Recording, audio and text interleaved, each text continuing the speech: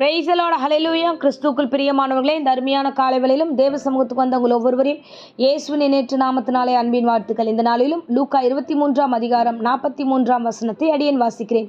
இயேசு அவனை நோக்கி, இன்றைக்கு நீ என்னோடு கூட பரதேசில் இருப்பாய் என்று மெய்யாகவே உங்களுக்கு சொல்லுகிறேன் என்றார். ஆமென், ஹல்லேலூயா. இந்த வேளையில கூட சிலுவையின் தியானத்தில் இயேசு கிறிஸ்து பேசின 7 வார்த்தையில் இன்னைக்கு 2ஆம் வார்த்தை நாம் பார்க்கிறோம். இன்றைக்கு நீ என்னோடு கூட பரதேசில் இருப்பாய் என்று அருமையான வார்த்தை சொல்லப்பட்டிருக்கிறது. இந்த வார்த்தை இயேசு சொல்லும் பொழுது அவரும் சிலுவையில் இருக்கிறார். அவரோடு கூட வலது பக்கத்திலும் இடது பக்கத்திலும் 2 கல்லர்கள் சிலுவையில் தொங்கிட்டு இருக்காங்க. அப்போ அந்த தொங்கிட்டு இருக்கிற வேளையில் ஒருவன் சொல்லுகிறான், இயேசு கிறிஸ்துவை பார்த்து அவன் ஏளனமாய் பேசுகிற ஒரு வார்த்தை. சிலுவையில் அறையப்பட்டிருந்த அந்த குற்றவாளி சொல்கிறான், நீ கிறிஸ்துவானால் உன்னையும் என்னையும் ரட்சித்துக்கொள் என்று அவரை பார்த்து இகழ்கிறான் என்று வசனம் 39 வாசிக்கிறோம்.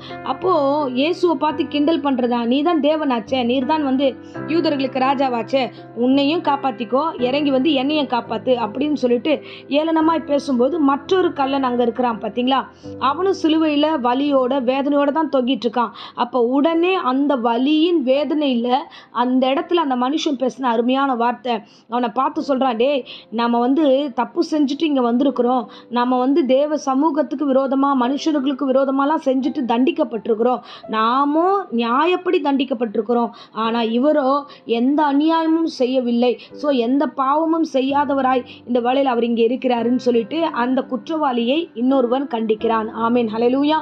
இதை பார்த்ததும் தான் இயேசு கிறிஸ்து சொல்லுகிறார். ஸோ இன்றைக்கு அவன் ரெக்வஸ்ட்டாக 2வது வார்த்தை சொல்லுவான், ஆண்டவரே நீங்கள் பரலோகத்துக்கு போகும்போது உங்களுடைய ராஜ்யத்துக்கு போகும்போது என்ன நினைவு கூறுங்களேன் அப்படின்னு ரெக்வஸ்ட்டாக அவன் கேட்கும்போது தான் இயேசு கிறிஸ்து சொல்லுகிறார், சரி இன்றைக்கு என்னோடு கூட நீ பரதேசில் இருப்பாயின்ட்டு. ஆமீன், ஹல்லேலூயா. அருமையான வார்த்தை. சுச்சுவேஷன் பேடாக இருக்குது, சரியா இல்லை, நம்ம நினைக்கிற மாதிரி சூழ்நிலை இல்லைனாலும் கர்த்தருக்கு விரோதமாக நம்ம எந்த சூழ்நிலையிலையும் பாவமான வார்த்தைகளை நம்ம பேசவே கூடாது. ஒரு விஷயம் நமக்கு சாதகமாக இல்லைன்னா நாம் எந்த காரணத்தை கொண்டும் ஆண்டவருக்கு விரோதமாகவோ மற்றவர்களுக்கு விரோதமாகவோ நம்ம பேசவே கூடாது. இப்போ இங்கே வசனத்தில் நம்ம வாசிக்கிறோம், குற்றவாளிகள் 2 பேருமே குற்றவாளிகள் தான், 2 பேருமே மரண தண்டனைக்குரியவர்கள் தான், 2 பேருக்குரிய அந்த தண்டனை அங்கே நிறைவேற்றப்பட்டிருக்கிறது. ஸோ அவங்க வழியில் தொங்கிட்டு இன்னும் கொஞ்சம் நேரத்தில் மறிக்க போகிறார்கள், அந்த சூழ்நிலை தான். ஆனால் அந்த சூழ்நிலையில் கூட கடினமான இருதயம் உள்ளவன் கிண்டல் பண்ணுகிறான். இன்னைக்கு சமுதாயமே அப்படிதான் இருக்கு. என்ன ஆனாலும் சரி, நாம என்ன ஆனாலும் சரி, ஒன்றுத்துக்கும் உதவல, இல்லை நம்ம விழுந்து போகிறோம், வாழ்க்கையில் எதுவுமே சாதிக்கல, அப்படிப்பட்ட ஜனங்க கூட இன்னைக்கு கேளனமாய் பேசுகிற ஜனமாய் மாறிட்டாங்க. எல்லாரையும் கிண்டல் பண்ணுறதும், அசிங்கமாக பேசுகிறதும், தவறுதலான வார்த்தைகள் பேசுகிறதும், ஐயோ நம்ம இந்த நிலைக்கு வந்துட்டோமே, நம்ம நிலைமை சரியில்லையே, நம்ம வீடு சரியில்லை, நம்ம குடும்பம் சரியில்லை, நம்ம இந்த மாதிரியான வார்த்தைகள் எல்லாம் பயன்படுத்தக்கூடாது, நம்ம தண்டிக்கப்பட்டிருக்கிறோமா என்னன்னே தெரியல அப்படின்னு யோசிக்கணும் கொஞ்சமாவது. ஆனால் இன்னைக்கு எல்லாருடைய இருதயமும் கடினப்பட்டுருச்சு.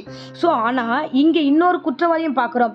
அந்த குற்ற நேரத்தில் கூட அவன் சிந்திக்கிறான், ஆமீன், ஹல்லேலூயா, நம்ம என்ன தப்பு பண்ணோம், நம்ம தப்பு பண்ணதுனால தான் இங்கே இருக்கிறோம், ஆனால் அவர் தப்பு பண்ணலை.